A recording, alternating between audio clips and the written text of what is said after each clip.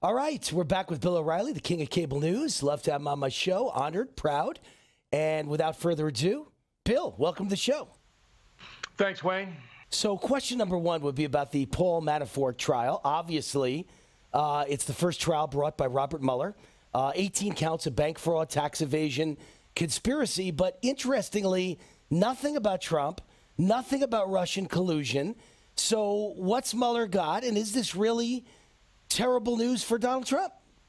I was watching cable news today. I don't usually do that, but I just was flipping around. I saw Newt Gingrich say that he believes that Manafort will be acquitted in the case.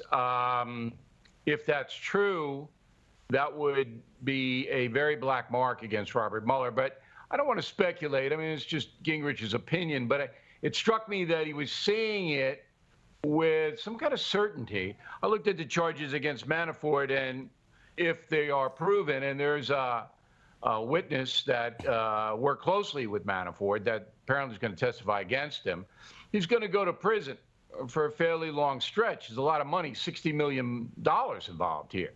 So if the government can prove its case, you know, Mueller is a white-collar criminal. Ukraine gave him the money. He didn't tell the IRS, on and on and on, the allegations. As far as Trump is concerned, it doesn't seem to me that this touches him at all unless Manafort makes some kind of deal after he's convicted about sentencing and says, look, I'll give you some dirt on Trump if you give me a lighter sentence. That's the only thing I can see in play here. All right. And obviously, it doesn't touch upon Trump if Mueller's not bringing up Trump's. That's good news, I think. Referring to the Mueller probe, Trump had some interesting comments on Twitter today. He said this is a terrible situation, and Attorney General Jeff Sessions should stop this rigged witch hunt right now before it continues to stay in our country any further. Bob Mueller's totally conflicted. His 17 angry Democrats that are doing this dirty work are a disgrace to the USA. He's taking some heat for this one. So your take on Trump's words on Twitter today? I don't think I would have put that out. If Jeff Sessions fires the special counsel, all hell's going to break loose in this country. It's going to be bad for everybody. The economy is going to tank a little bit. Watergate's going to be raised. It's going to be a mess, a real mess. I think that if the Trump administration believes there is no evidence, and apparently they do believe that, they got to let it play out. As annoying and as painful and as deceitful, and we know that to be true because of Peter Strzok from the FBI, as it is, I think it'd be far worse to fire special counsel Mueller than to play it out, my opinion. All right, so my opinion is Trump loves head games, so he's just trying to psych the other team out. I don't know if he really wants him fired or not. I just know he's trying to cause crisis and chaos. Trump thrives on it. He loves it, and he seems to do well with it. You know, I'm not sure about the rest of the world, but he does great under crisis and stress and pressure and chaos. So maybe he's just playing head games with Mueller and Jeff Sessions. What do you think about that? I think it's more than that. I mean, I think you're right about Trump wanting to create chaos in opposing camps, no doubt. But I think that he's poisoning the well by saying, look, it's bogus, it's politically driven. He has enough evidence to back that up. Certainly, this Peter Strzok thing is a disaster for Robert Mueller. But I think it's more than just screwing around with people's psychological profile. I think that they are genuinely trying to convince the American people that this is a persecution, not a prosecution. And I think that Trump is well on his way of doing that. So that if Mueller did indict or had something, the American people would reject it in the court of public opinion. That's why I think he's doing this stuff.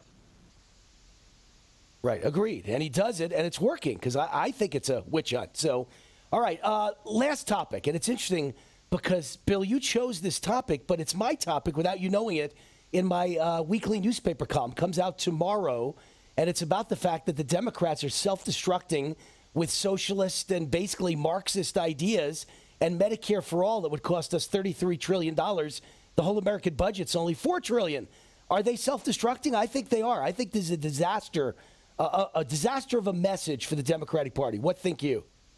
Well, I did a message of the day on BillO'Reilly.com, and you and I, great minds think alike there, Wayne, right? You're writing your column independent of me. I'm writing my message of the day independent of you. We both come to the same conclusion that if you're going to try to sell a socialist agenda to the American public, you're going to get whacked. I mean, the polls say 72% of Americans wouldn't vote for a socialist. Yet you're out there saying we should be Medicare for all. And they do a study that would say, well, that would be $3 trillion a year if you had Medicare for all. That's what it would cost federal government. And tax receipts are only $3.4 trillion. So you wouldn't have any money left over for anything else. And in order to do what we're doing now, as far as the federal government is concerned, you'd have to double what every American pays in taxes. And it would just destroy the economy, destroy consumer consumption.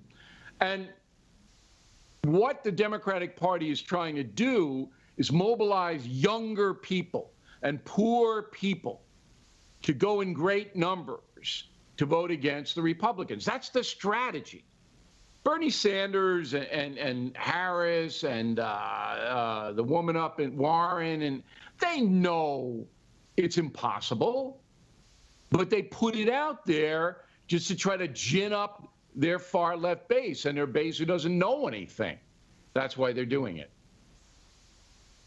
You know what I say? Let them keep talking. It's a victory for us every time they talk. In any case, Bill O'Reilly, great thoughts as always, great opinions. And I love hearing what you have to say. So to my viewers, thank you for coming on the show, Bill. All right, check out BillO'Reilly.com, Wayne. We'll talk to you soon.